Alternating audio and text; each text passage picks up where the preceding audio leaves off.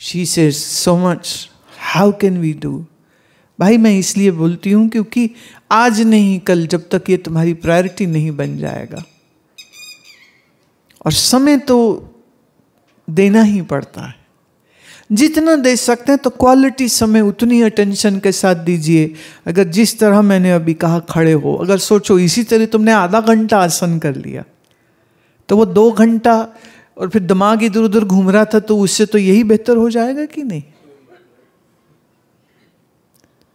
प्राणायाम है, मंत्र है, उनका बहुत अच्छी सिंक्रोनाइजेशन हो जाती है, आसन और अटेंटिवनेस की सिंक्रोनाइजेशन हो जाती।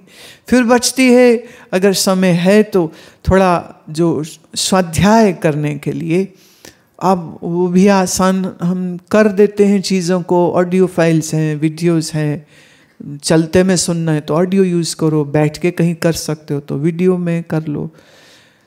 हालांकि इसमें क्या है कि थोड़ा विषय हमारा गंभीर होता है और ध्यान पूरा नहीं दोगे तो पूरी बात शायद समझ ना आए, लेकिन फिर भी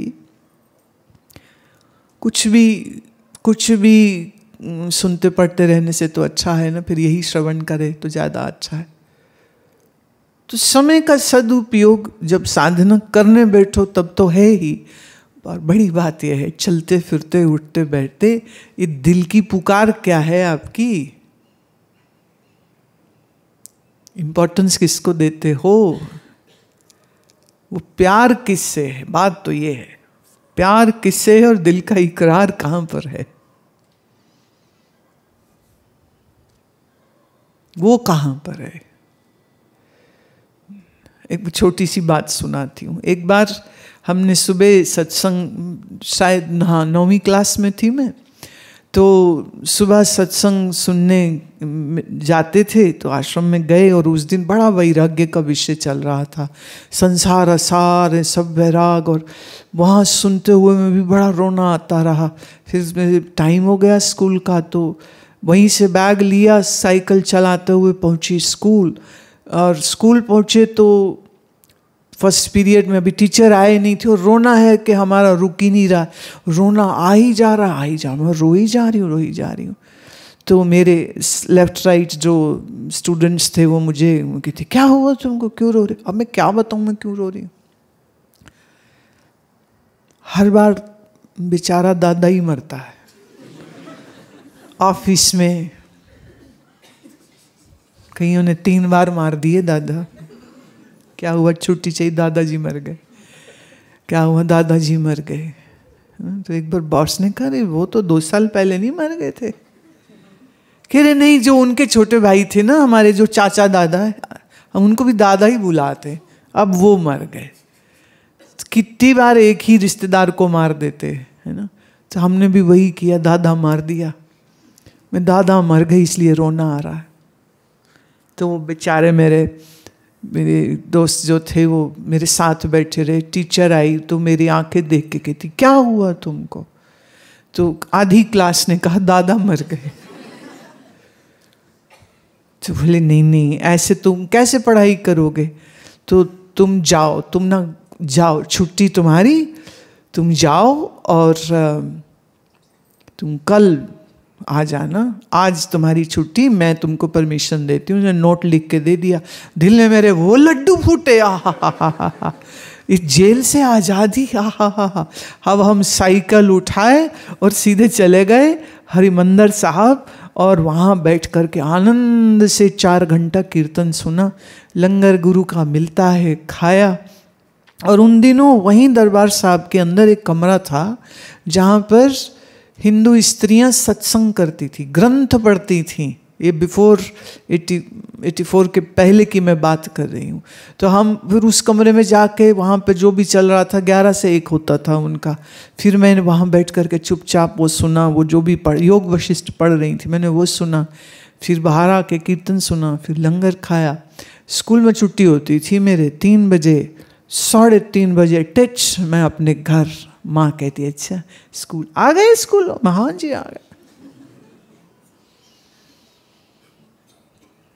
आ गए। अभी वो जो वैराग्य वृत्ति आई वो क्या इतनी इतनी कमजोर आई कि आई और गई हो जाती नहीं, वो तो चलती ही रही। और भला हो उस टीचर का जिसने मुझे छुट्टी दे दी। और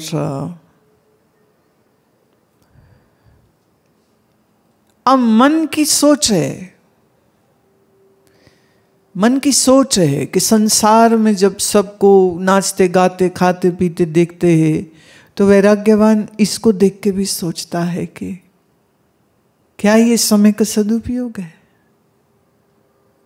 और जिस शरीर को सजाने के लिए मरे चले जा रहे वो शरीर तो मैं हूं ही नहीं। तो ये ब्रांड और ये कपड़ा और उस डिजाइनर का और फलाने का और फलाने का ये चाहिए, वो पहन के हम अच्छे लगेंगे, नहीं पहनेंगे तो अच्छे ही नहीं लगेंगे। अच्छा कपड़ा पहनने से मैं मना नहीं करती हूँ, जरूर पहनो, पर कुछ तो लिमिट होनी चाहिए ना। कितनी ड्रेसेस चाहिए, कितने जूते चाहिए, कितनी घड़ियाँ, कितनी ज्वेलरी, कोई लिमिट रखोगे कि नहीं रखोगे? दिमाग कहाँ लगा दिया है? खाने में, पीने में, कपड़े में। और फिर कहो अब इसी मन से हमें ना आ गए हैं, अब हमको सुनाओ ज्ञान। मैं कैसे सुनाऊं तुमको?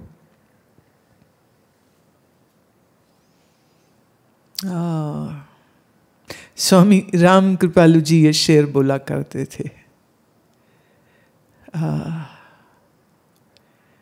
आओ मैं दिल की सुनाऊं पर सुनने वाला कौन है। आओ मैं दिल की सुनाऊं पर सुनने वाला कौन है। जामे हक भर भर के पिलाऊं पर पीने वाला कौन है। जामे हक, हक माने सच, कि मैं सच की बात सुनाऊं तो मैं जी भर भर के, पर उस सच को सुनने की इच्छा रखने वाला कौन है।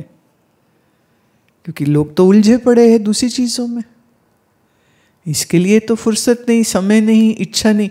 तो आपकी जो एस्पिरेशन जिसको हम कहते हैं ना, वो जो अंदर से वो जो एक कहो एक हुक निकलती है मन की, वो जो एक अंदर से पुकार निकलती है मन की, वो पुकार नहीं है, हुक नहीं है, तो फिर जिंदगी तो छिछलेपन में ही निकल जाएगी, उच्छेपन में निकल जाएगी। तो आपके मन की एकाग्रता गुणवत्ता है, आपके मन का वैराग्य और भक्ति गुणवत्ता है, जिसके लिए यहां इतने दूर आश्रम में भी मेरे पास आने की जरूरत। तुम जहां भी हो, जिस शहर में हो, जो काम करते हो, सोचो ना दिल के अंदर ही आग लगी हुई हो, तो फिर भले तुम कहीं रहो। बैठा हूं गुले गुलिस्तान में पर दिल में वीराना है। बैठा हूं गुले गुलिस्तान में पर दिल में वीराना है कहने को सब अपने, पर यहां किसी से ना याराना है। ये सोच के साथ कोई घर में रह रहा हो, उसकी किससे आसक्ति होगी? कहने को है सब अपने, सब अपने, सब अपने, पर दिल का किसी से ना याराना है। हूं बैठा गुले गुलिस्तान में पर दिल में वीराना है। वैराग्य का मतलब उदासी नहीं होती, एक बात याद रखना। वैराग्य का मतलब यह है कि हम इस चीज में वक्त जाया खराब नहीं करना चाहते, बस बात खत्म। वैराग्य का मतलब यह नहीं कि मुंह लंबा करके रोनी सूरत बना के ढाई मार मार के कोई रोए तो हाँ वैराग्य हो गया। नहीं नहीं, वैराग्य मतलब नॉट इंटरेस्टेड।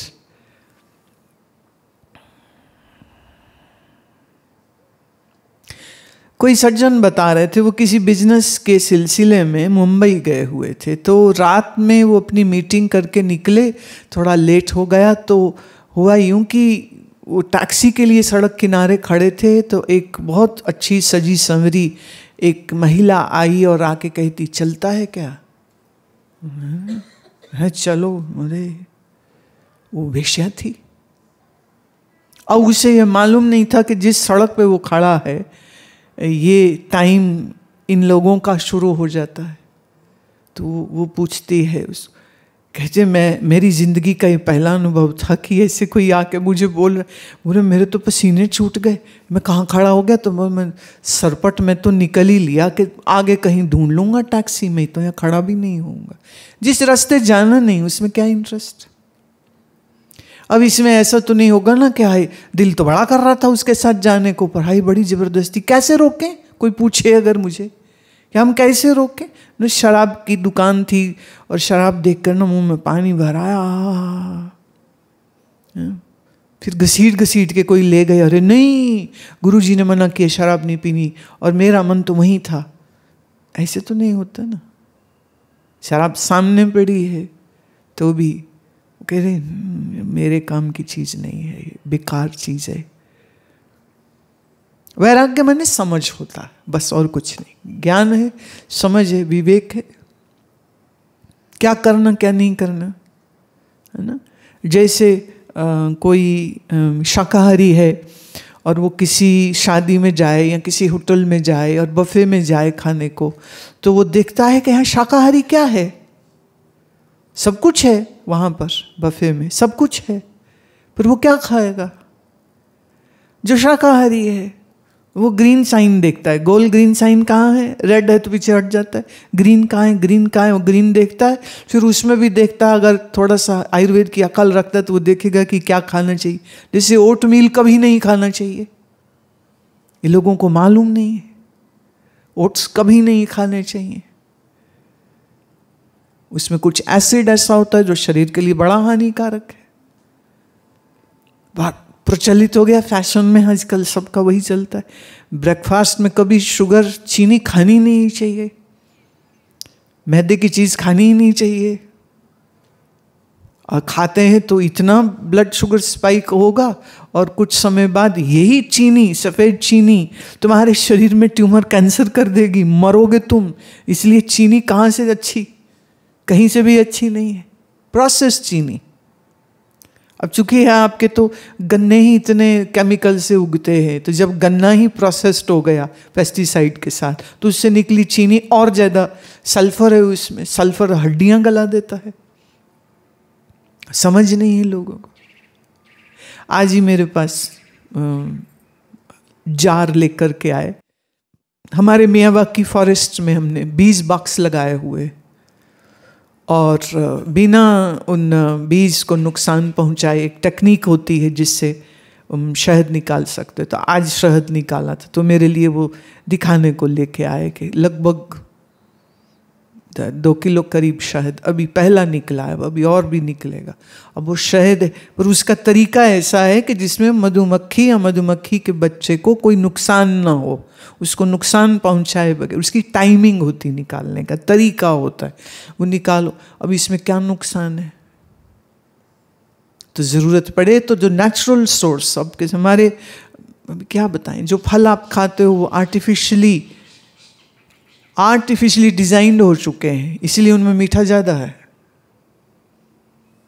1000 खरबूजों में कभी 200-500 खरबूजे निकलते थे जो सही। तो लोग पुराने, मुझे याद है बचपन में हमारे पिताजी सूंघ सूंघ के देखते थे, कहीं ये भी मीठा नहीं, ये भी मीठा नहीं। तो मैं बड़ी हैरान होती थी कि आम खरबूजे को तुम सूंघ के कैसे जानते हो ये मीठा है? फिर जब बड़े हुए तो समझ लगी कि उसकी खुशबू अलग होती। आज के समय में फल ज़्यादा मीठे हो चुके हैं, क्यों? जेनेटिकली मॉडिफाइड है, उनके हाइब्रिड सीड्स हैं। अब ऐसी सब चीज़ें, तो नेचुरली स्वीटनेस तो आपके आलू में, शकरकंदी में, शलगम में, पेठे में, इन सब्जियों में भी बहुत सारी होती है।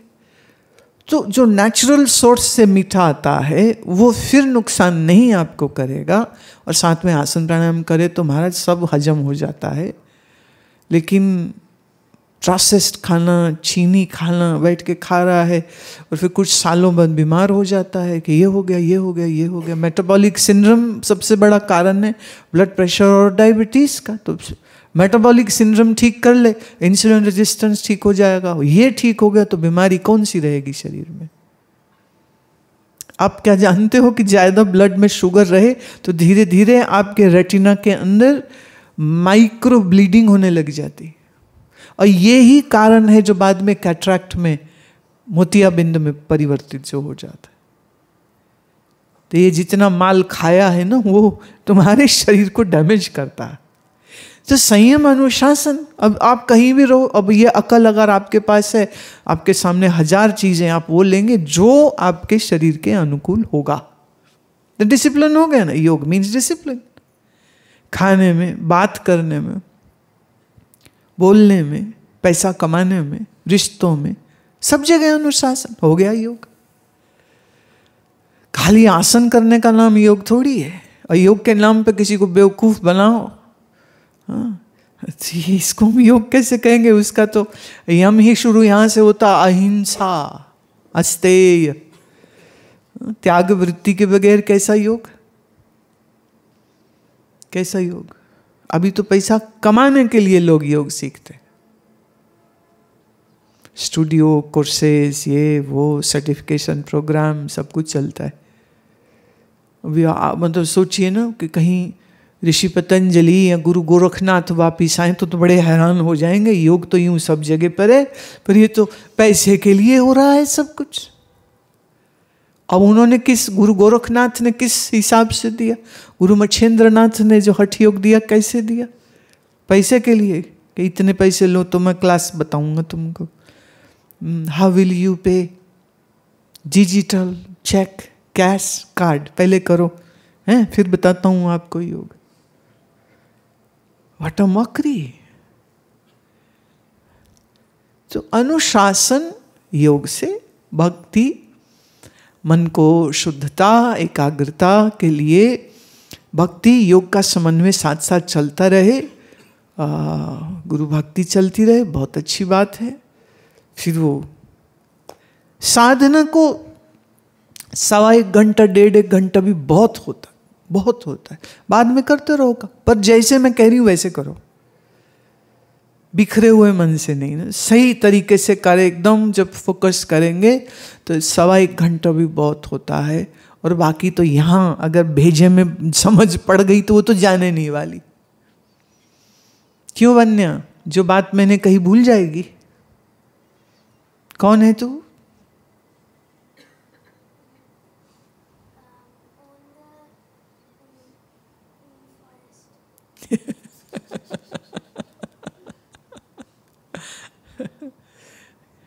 अभी कैसे भूले गई ना? बात तो इतनी सिंपल है। उठते बैठते चलते फिरते सृष्टि को जब देखो तो सब ईश्वर का ही रूप है, ये देखते हुए चलो। आनंद से दर्शन करो, मिलो सबको, हिलिए मिलिए जुलिए सबसे, पर मन का संबंध किसी से न बनाए, आसक्ति नहीं रखे तो क्या दिक्कत है? सबको मिलो। हम तो नहीं ये कह रहे जाके गुफा में बैठ जाओ, हम तो कभी नहीं ये बात कहेंगे।